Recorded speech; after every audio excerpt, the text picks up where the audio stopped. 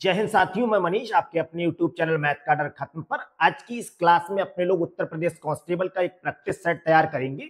इस practice set में आपको लीग पेपर जो हुआ था उसकी 17 फरवरी को सेकंड शिफ्ट के जो प्रश्न है उनका आपको समूह मिलेगा। तो सबसे पहला प्रश्न देखते हैं जो बिल्कुल जीरो लेवल का क्वेश्चन है, यूनिट डिजिट का क्वेश्चन है, जिसमें कहा है अगर इन सभी की गुणा की जाए तो उसमें यूनिट डिजिट क्या आएगा, इकाई का अंक क्या आएगा। भाई जब हमसे यूनिट डिजिट की बात कर रहा है तो हम सिर्फ बात भी यूनिट डिजिट की ही करेंगे। यहां पर 2 लिखा है, यहां 8 लिखा है, यहां 9 लिखा है, यहां 4 लिखा है। 2 गुणा 8 गुणा 9 गुणा 4, जब इन सभी की आप गुणा करेंगे, देखो 4 और 9 की गुणा कितनी होती है 36। 36 का आप सिर्फ 6 ले लीजिए और 6 की गुणा जब 8 से करेंगे तो कितना हो जाएगा 48। 48 का भी यूनिट डिजिट आप सिर्फ 8 ले लीजिए और 8 की गुणा जब 2 से करेंगे तो ये हो जाएगा 16। और 16 में यूनिट डिजिट या इकाई के स्थान पर क्या लिखा हुआ आपको दिख रहा है 6, जो कि दूसरे ऑप्शन में है। यही इसका क्या हो जाएगा आंसर। इसका अगला क्वेश्चन देखिए, जहां लिखा है 4/12 गुणा 3/2 भाग 4/8 माइनस का 12 प्लस का 4। बॉडमास रूल जब इसमें लगाएंगे आप जानते हैं सबसे पहले आपको भाग करना चाहिए। जैसे ही आप यहां पर भाग करेंगे तो अच्छे से आप जानते हैं जहां भाग का चिन्ह अगर यहां पे गुणा का चिन्ह लगा दें तो यहां जो लिखा हुआ है वो पलट जाएगा, 8/4 बन जाएगा। ये 12 प्लस 4 बिल्कुल ऐसे ही। जब इस क्वेश्चन को अपने लोग कैलकुलेट करेंगे, देखो 4 से इसे काटेंगे 2 पर और 2 से ये 2 पर, 3 से इसे काटेंगे 4 पर, इस 4 से ये पूरा कैंसिल। भाई यहां तक का सब कुछ कट गया तो यहां बचा होगा 1 माइनस 12 प्लस 4। 4 प्लस के और 1 प्लस का ये 5 माइनस 12, 5 में से 12 कम करेंगे -7, इसका आंसर होगा जो कि तीसरे विकल्प में है। इसका अगला क्वेश्चन देखिए, यहां पर कभी भी आप ऐसे प्रश्न में गुणा डायरेक्ट मत कीजिए, ऑप्शन का सहारा लीजिए। आपको क्या करना है 0.3, 0.04, 0.003 और 400 सभी की अगर गुणा करेंगे तो इसका आंसर क्या आएगा ये हमें बताना है। बहुत अच्छे से समझिए, यहां पर 0.1 के बाद है, यहां पर 2 के बाद है, यहां 3 के बाद है, तो 3 के बाद यहां और 2 के बाद यहां और 1 के बाद यहां। सीधे सीधे हम कह सकते हैं 3 और 2 5 और 1 6 के बाद दशमलव लिखा हुआ होना 6 अंकों के बाद। और यहां पर ये 400 लिखा है तो अगर इन 2 जीरो से उस दशमलव को हटाएंगे तो 4 अंकों के बाद दशमलव लगा हुआ होना चाहिए। इनकी गुणा मत करो, ऐसा ऑप्शन जिसमें 4 अंकों के बाद दशमलव लगा हुआ हो वही इसका आंसर होगा। अगर कॉन्सेप्ट आप समझना चाह रहे हैं तो देखिए यहां 1 के बाद दशमलव है, यहां पर कितने के बाद है 2 के बाद है दशमलव, और यहां कितने के बाद है 3 के बाद। तो टोटल क्या होगा 6 अंकों के बाद क्या होना चाहिए दशमलव होना चाहिए। ये इसका आप कॉन्सेप्ट लगाना चाहे तो लगा दो बिना गुणा करे। और भाई 6 अंकों के बाद एक्चुअल में तब होता जब 400 लिखा हुआ नहीं होता, तो यहां से 2 अंक क्या कर दो कम कर दो। जैसे ही 2 कम करेंगे तो 4 अपना आंसर होगा। यहां पर देखिए 6 के बाद है, यहां 3 के बाद है, यहां 5 के बाद है, यहां पर 4 अंकों के बाद डेसिमल है। पहला ऑप्शन इसका बिल्कुल सही होगा। अब आपको इनकी गुणा करने की कोई जरूरत नहीं, केवल डेसिमल से आपने इसका विकल्प बिल्कुल सही कर लिया। ये बिल्कुल सेम सेट के क्वेश्चन है, एक ही सेट में 17 फरवरी को आए हुए हैं सेकंड शिफ्ट में। उन जोड़ियों की संख्या के बारे में जिनका HCF मासा है, HCF 15 है और LCM 168 है, हम निश्चित रूप से क्या कह सकते हैं।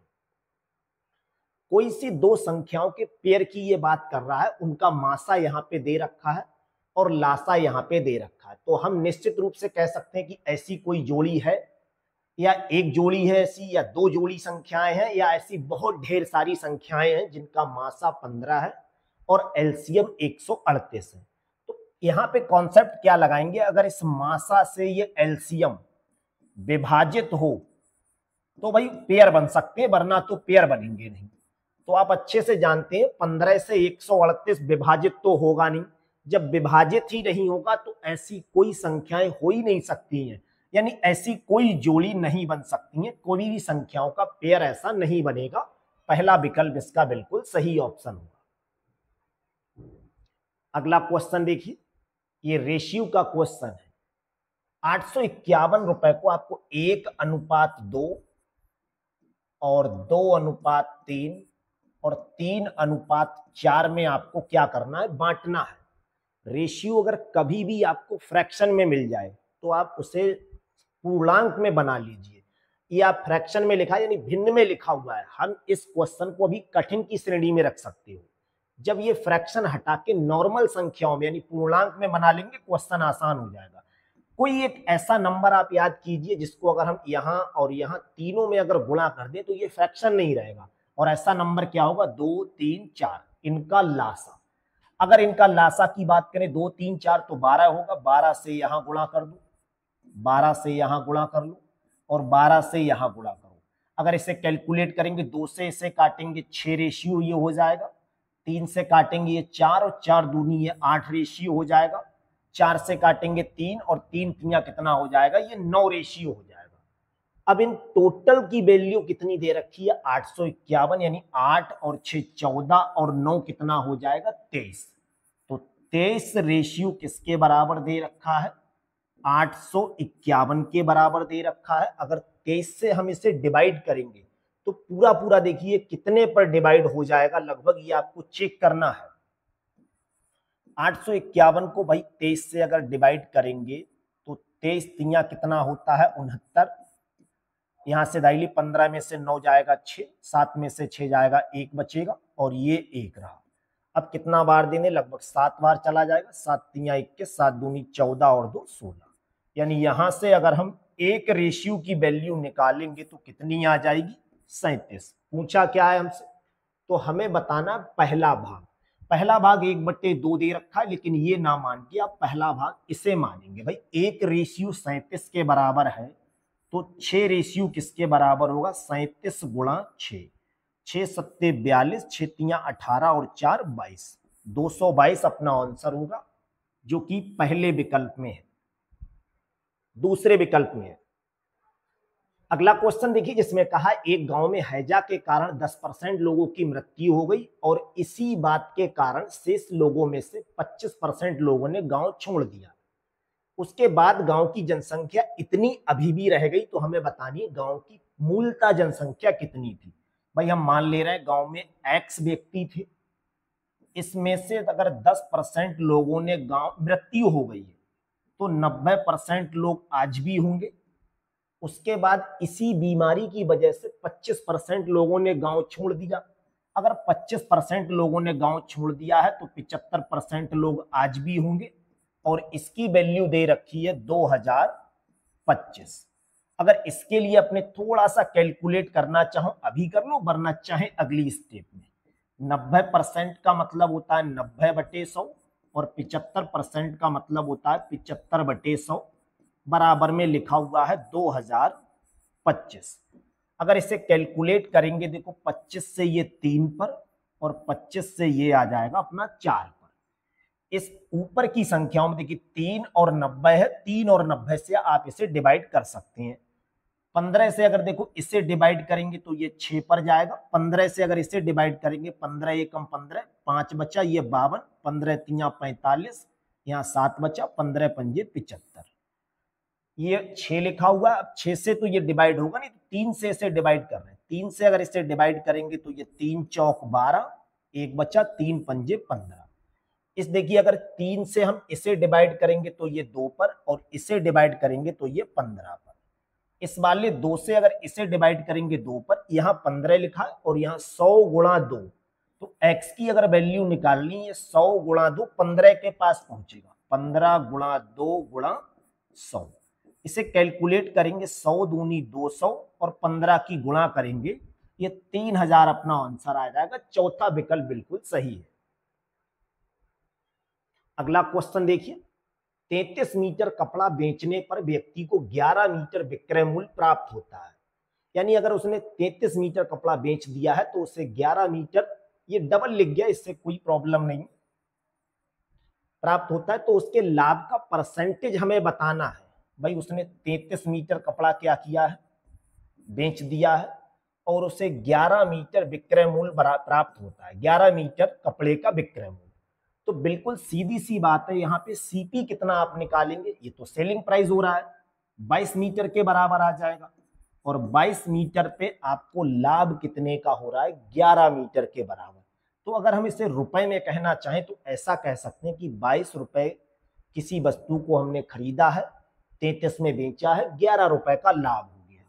तो परसेंटेज में अगर आपको लाभ निकालना है, 11 रुपए का तो लाभ हो ही रहा है, किस पे होता है, सीपी पर, और ये रहा अपना परसेंटेज निकालने का बिल्कुल सीधा सा फंडा है, 100 से गुणा कर दो। 11 से इसे डिवाइड करेंगे 2 पर, और 2 से इसे डिवाइड करेंगे 50 पर।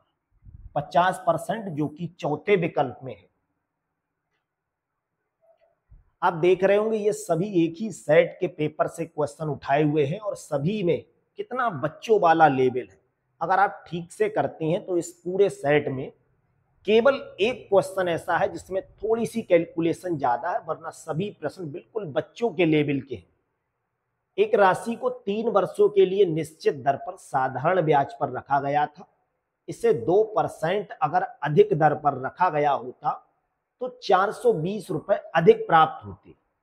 भाई हमने जितने रुपए पे रखा था, अगर उससे 2% ज्यादा रखते तो 2% का ब्याज हमें अगर ज्यादा कर दें 3 साल के लिए, तो टोटल हम यही तो कहेंगे कि भाई हमें तो 6% का ब्याज ज्यादा मिल जाएगा। और यही 6% किसके बराबर है, हम परसेंटेज में बोल रहे हैं, जबकि क्वेश्चन में कहा है 420 रुपए ज्यादा मिलने थे। तो 6% की वैल्यू किसके बराबर है, 420 के बराबर है। अगर यहां से 1% की वैल्यू निकालेंगे तो 420 के बटे में कितना आ जाएगा, 6। हमें बताना है वह राशि कितनी, 100% की वैल्यू बतानी। जब 100% की वैल्यू बतानी तो 100 से गुणा करोगे, 6 सत्ते कितना होता है, 42, 70 और 100 की गुणा कितनी होगी, 7,000 रुपए वो होगा। चौथा ऑप्शन बिल्कुल सही है। अगला क्वेश्चन देखिए, इस क्वेश्चन को आप कई विधि से कर सकते हैं, एलिगेशन लगा सकते हैं, और अगर जब आपके पास कोई रास्ता ना हो, कोई कॉन्सेप्ट याद ना हो, तो सबसे अच्छा तरीका आप केवल गुणा कर लो। भाई 11 का औसत कितना दे रखा है, 50। पहले 6 का औसत कितना दे रखा है, 51, और अंतिम 6 का औसत कितना दे रखा है, 59। औसत का मतलब बीच की संख्या होती है, या प्रत्येक संख्या को 50 मान लो। अगर यहां से हम ये कहें कि एक संख्या की वैल्यू 50 है, तो भैया 11 की कितनी होगी, गुणा कर दोगे, ये आ जाएगा 0, और 11 पंजे 55। एक संख्या की वैल्यू अगर 51 है तो 6 संख्याओं की वैल्यू कितनी होगी, ये आ जाएगा 6 कम 6 और 6 पंजे 30। एक संख्या की वैल्यू अगर 59 है तो 6 संख्याओं की वैल्यू कितनी हो जाएगी, 6 नेम 54, 6 पंजे 30 और 5 35 हो जाएगा। ऊपर 11 संख्याओं की बात चल रही है और नीचे 6 संख्याओं की 2 बार बात चल रही है। तो भैया ये टोटल 12 संख्याओं का मान इकट्ठा मिल जाएगा, नहीं मिल जाएगा भाई, 6 इधर और 6 इधर, टोटल कितना हो जाएगा, अगर इसे जोड़ देंगे 6 4 10, ये 300 और 300 660 रुपए हो जाएगा। अब आप बिल्कुल बच्चों वाला दिमाग लगाइए, 11 कितने बराबर है, 550 के बराबर, और ये 660 कितने लोगों को बताएगा, 12 लोगों को। भाई 11 लोगों का मान 550 रुपया है और 12 लोगों का मान 660 रुपए है। तो जो एक व्यक्ति यहां पर 2 बार गिना जा रहा है, भाई शुरू की 6 संख्याएं और लास्ट की 6 संख्याएं, आप इस कॉन्सेप्ट को समझो ही मत, शुरू की और लास्ट की, आप तो बिल्कुल कम नॉलेज वाला कॉन्सेप्ट लगा दो। भाई 11 आदमी इतने रुपए कमा रहे हैं, 12 आदमी इतने कमा रहे हैं, एक व्यक्ति कितने कमा रहा होगा, तो इन दोनों को घटा देंगे।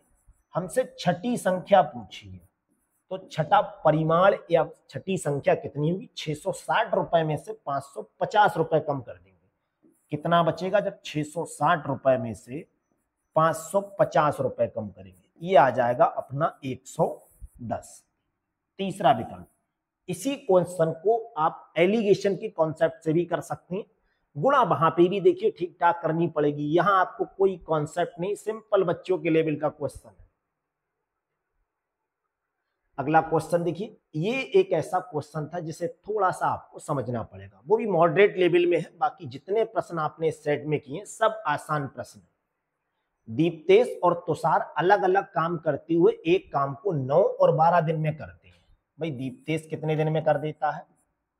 9 दिन में। और तुषार कितने दिन में कर देता है? 12 दिन में। भाई एक व्यक्ति 9 दिन में काम कर रहा है, एक व्यक्ति 12 दिन में काम कर रहा है, तो टोटल काम आखिर है कितना? अब टोटल काम क्या होता है? इनके एलसीएम के बराबर होगा। 12 और 9 का एलसीएम कितना होगा? 36 होगा। 36 12 से भी कटता है और 9 से भी कटता है। एलसीएम का मतलब ऐसी संख्या जो इन दोनों से कट जाए और छोटी हो, लोएस्ट कॉमन हो। भाई 9 से कटने और 12 से कटने वाली ऐसे बहुत संख्या है, 72 भी है, लेकिन हमें छोटी से छोटी संख्या बतानी होती है। इतना काम है। यहां से अगर एफिशिएंसी निकालें कि भाई दीप्तेश एक दिन में कितना काम करेगा, तो अगर 36 के लिए 9 से भाग करें तो इसकी क्षमता आ जाएगी 4। 36 को अगर 12 से भाग करें तो इसकी क्षमता आ जाएगी 3। आगे क्या कहा है? दीप्तेश से प्रारंभ करके यदि वे बारी बारी से एक एक दिन काम करें तो कितने दिनों में काम पूरा हो जाएगा? अब एक दिन दीप्तेश काम करेगा, एक दिन तुषार करेगा, फिर दीप्तेश करेगा, फिर तुषार करेगा, फिर दीप्तेश करेगा, फिर तुषार करेगा। बारी बारी से काम कर रहे हैं, ये इसका मतलब हुआ। तो एक दिन में 4 काम तो दीप्तेश कर रहा है और एक दिन में 3 काम तुषार कर रहा है। तो 2 दिन का जो काम होगा वो कितना हो जाएगा? अब 2 दिन का काम भैया कितना हो जाएगा? 4 ये और 3 ये, टोटल आ जाएगा अपना 7 काम हो गया। इस 36 काम हमारे पास 36 भाई 36 बीघा चलो खेत मान लो। इस 36 बीघा खेत को आप 2 दिन में 7 बीघा खेत खोद दे रहे हैं, तो 36 बीघा खोदने में आपको कितना टाइम लगेगा?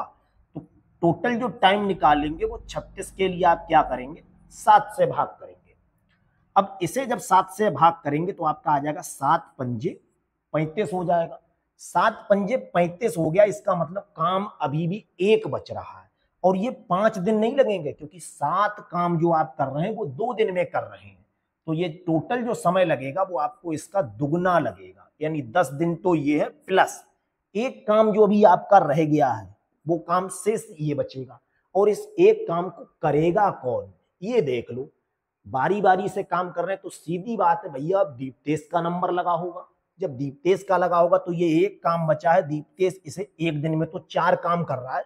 खेत हमारे पास 1 बीघा बचा है, जबकि दीप्तेश तो एक दिन में 4 बीघा खेत खोद रहा है।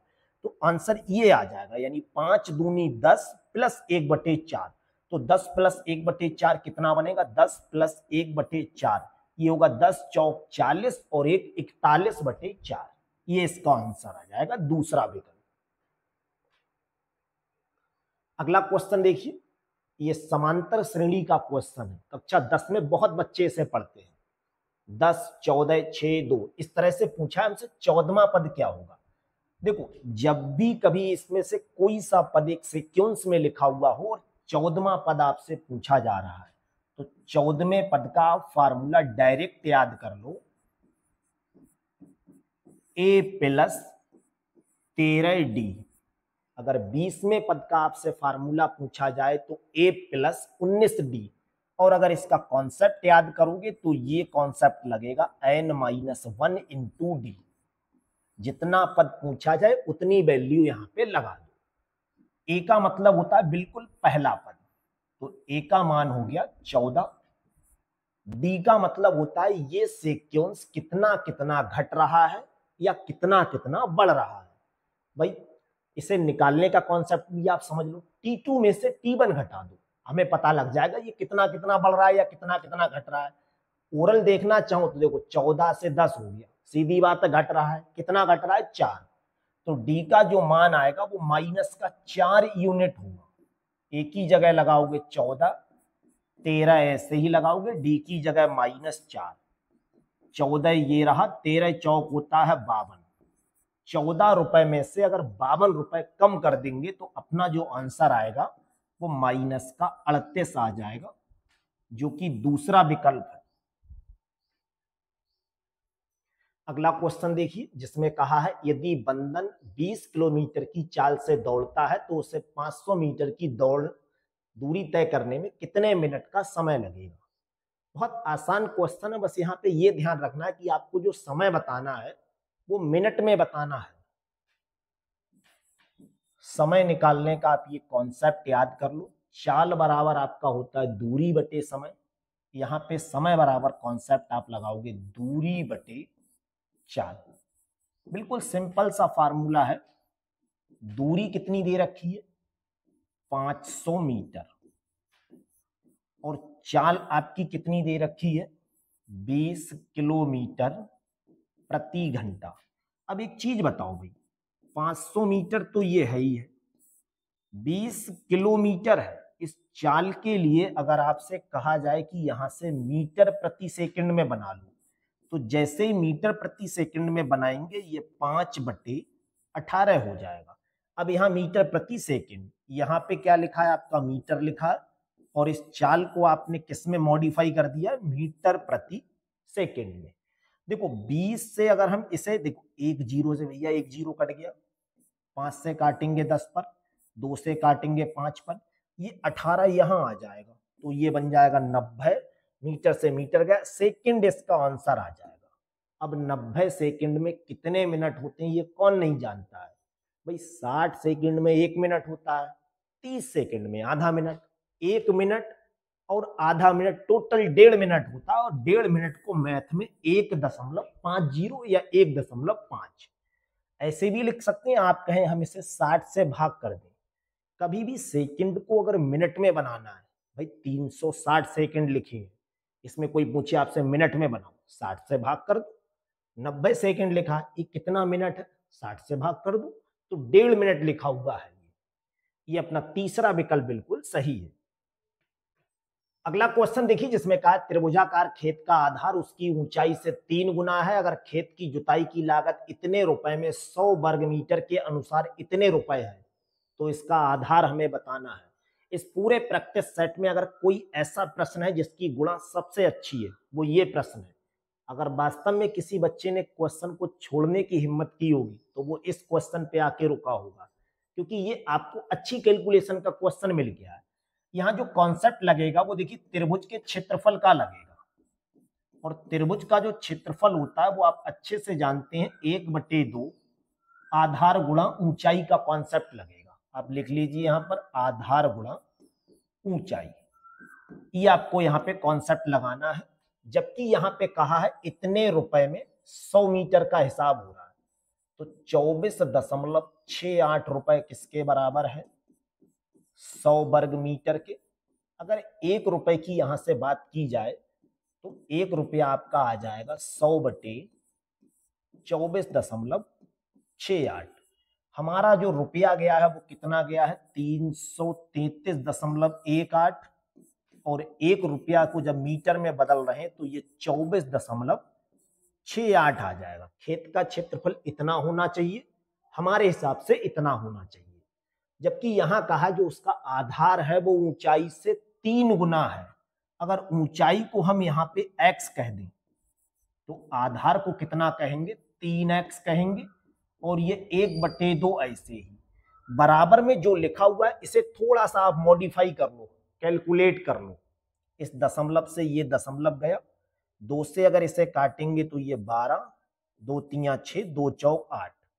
इसे 2 से काटेंगे 2 एकम 2, 1 बचा, 2 छंग 12, 1 बचा, 2 छंग 12, 1 बचा, 2 पंजे 10 और 2 नेम 18, यही आ जाएगा। इस नीचे जो 2 लिखा है इससे अगर हम इसे कैलकुलेट कर दें तो ये 617 हो जाएगा।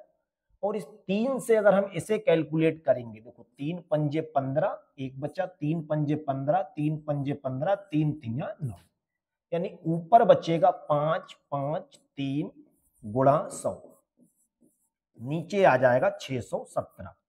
617 से इसे भाग करना है तो बस हम ये देखेंगे कि क्लोज ऑप्शन कहां पर आएगा। 617 अगर 10 तक एक बार और 10 तक की क्लोज ही पहुंच रहा है, 617 ढाई के 6170 होगा। क्या ये 9 से तो डिवाइड नहीं हो रहा है, 9 सत्ते 63 का 3, 9 एकम 9 और 6 15, 9 छक 54 और 1 55, बिल्कुल 9 से हो रहा है। 9 और 100 की गुणा, इधर बचेगा x स्क्वायर, इधर आ जाएगा अपना 900। स्क्वायर हटाएंगे, इस पे वर्गमूल का चिन्ह लगेगा और 900 का वर्गमूल होता है 30। हमसे पूछा क्या है, उसका आधार बताओ। तो भैया आधार हमने कितना माना है, 3x। तो 3x का मतलब हो गया 30 का 3 गुना, 30 का 3 गुना ये हो जाएगा 90, इसका आंसर होगा, जो कि तीसरे विकल्प में है। अगला क्वेश्चन देखिए, ये भी थोड़ी सी ठीक ठाक कैलकुलेशन आपको इसमें मिलेगी। भाई 3 हिस्सेदार हैं, एक P है, दूसरा Q है, तीसरा R है। 20,000 रुपए का निवेश करके एक व्यवसाय शुरू करते हैं। भाई 20,000 रुपया इसने भी शुरू लगा दिया और 20,000 रुपए इसने भी लगा दिए और 20,000 रुपए सबने 20,000 रुपए लगा दिए। 5 महीने के बाद, तो 5 महीने तक तो भाई बात चली है, तो 5 महीने के लिए इसने भी लगाया, 5 के लिए इसने भी लगाया, 5 के लिए इसने भी लगाया। पी ने 5,000 रुपए निकाल लिए। जब इसने 5,000 रुपए निकाल लिए तो इसका रुपया बचा होगा 15,000। बिल्कुल सही है, इसका रुपया बचा होगा 15,000। क्यू ने 4,000 निकाले तो इसका बचा होगा 16,000। आर ने 6,000 रुपए और जमा कर दिए तो इसका हो गया होगा 26,000। इसके भी 7 महीने के लिए होंगे, इसके भी 7 महीने के लिए होंगे, इसके भी 7 महीने के लिए होंगे। सभी में देखिए 3-3 जीरो तो है, तो भैया 3 जीरो यहां से गायब करो, 3 जीरो सब में से गायब कर दो। कैलकुलेशन को और आसान बनाने के लिए ये काम अपने लोगों ने कर दिया। अब इधर जो कॉन्सेप्ट बना होगा, क्या ये 20 पंजे 100 हो गया होगा, ये भी 20 पंजे 100 हो गया होगा, इधर भी 20 पंजे 100 हो गया होगा, ये 105 हो गया होगा, 16 सत्ते 112 होता है और 7 छंग 42, 7 दूनी 14, 4 18, ये 182 हो गया। टोटल अगर यहां से निकालेंगे तो ये 205 होगा, रेशियो में निकालना है, ये 212 होगा, ये हो जाएगा अपना 212 और ये हो जाएगा अपना 282। अगर इन सबको जोड़ देंगे, देखो 200 और 200 400 और 200 600 हो गया, 82 और 12 कितने हो जाएंगे 94 और 5 99। तो टोटल जो योग बनेगा अपना इन सभी का वो 699 रेशियो बन रहा है। और 699 रेशियो की वैल्यू कितनी दे रखी है, 34,950। 699 से अगर इसे डिवाइड करें तो ये चेक करना ये कितने पर चला जाएगा, लगभग 700 ही मान लो इसे लिखा हुआ। अब 700 में 5 एक ही तो रुपए कम है, क्या 5 बार जा रहा है, बिल्कुल 700 पंजे 3500 होता तो 5 यहां भी कम है। बहुत अच्छे से आप देख लीजिए, देखिए 5 से जब हम इसे काटेंगे तो ये आ जाएगा 5 और ये 0, यानी 699 से पूरा पूरा 50 पे कट रहा है। एक रेशियो किसके बराबर आ गया, 50 के बराबर। पूछा क्या है, पी का हिस्सा हमसे पूछा, पी का मतलब है 205। तो 205 और 50 की जब आप गुणा करेंगे आपको पी का हिस्सा मिल जाएगा। बाई ऑप्शन अगर चेक करेंगे नहीं बात बन रही है, देखो 0 ऐसे ही लिख लो, 5 पंजे 25 पूरा 25 और 5 10 250। दूसरा ऑप्शन बिल्कुल सही है। अगला क्वेश्चन देखिए जिसमें लिखा है दो संख्याएं 3 और 5 के अनुपात में है। भाई पहली संख्या यहां मान लो, दूसरी यहां। पहली की वैल्यू 5x मान लो, दूसरी की पहली तो 3x माननी होगी और इसे मानोगे 5x। अगर प्रत्येक में से 6 घटा दें तो 3x में से भी 6 घटाओ और 5x में से भी 6 घटाओ, तो ये 9 और 17 के अनुपात में हो जाएंगी। यानी अब इन्हें अगर हम रेशियो में लिखेंगे तो ये बन जाएगा अपना 9:17। क्रॉस मेथड लगाएंगे यहां से, देखिए तो ये बन जाएगा 17 तिया कितना होगा 51 और 17 छक होगा 102। 9 से गुणा करेंगे, 9 पंजे 45x और 9 छक कितना होगा 54। इस 45x को जब यहां लाएंगे यानी 51x में से 45 कम करेंगे तो ये 6x। 102 यहां लाएंगे तो प्लस हो जाएगा। 102 रुपए में से 54 रुपए माइनस करेंगे तो 102 में से अगर पूरे 50 रुपए माइनस कर दें तो कितना बचेगा भाई, 52 रुपए बचता। 4 और करेंगे तो ये बन जाएगा 48 रुपए। 6 से इसे डिवाइड करेंगे 8 पर, x की वैल्यू आ गई 8। हमसे पूछा है छोटी संख्या, छोटी संख्या कितनी थी, 3x थी। तो 3x की वैल्यू कितनी होगी, 8 गुणा 3। 8 गुणा 3 का मतलब है 24 होगी। आज का ये पूरा प्रैक्टिस सेट आप अच्छे से तैयार कर लीजिए। आपका कितना स्कोर रहता है ये आप कमेंट सेशन में जरूर बताइएगा। और ध्यान रखिएगा ये प्रैक्टिस सेट ना होके ये 17 फरवरी को जो लीग एग्जाम हुआ है यूपी पुलिस का, उसकी सेकंड शिफ्ट का ये पेपर था। तो आपको जब ऐसे पेपर अच्छे से आप तैयार कर लेते हैं, इन पेपरों में आपका स्कोर पूरा रहता है, निश्चित रूप से आने वाले एग्जामों में भी आपका स्कोर बहुत अच्छा रहेगा। ये पूरी पीडीएफ फाइल डाउनलोड करने के लिए आप हमारे टेलीग्राम चैनल मैथ कार्ड खत्म से जुड़े। और आज का क्लास कैसा लगा है ये आप कमेंट सेशन में जरूर बताएं। अगर वीडियो अच्छी लगी है तो फिर ये भी आप करें, चैनल को सब्सक्राइब भी जरूर करें। Thank you.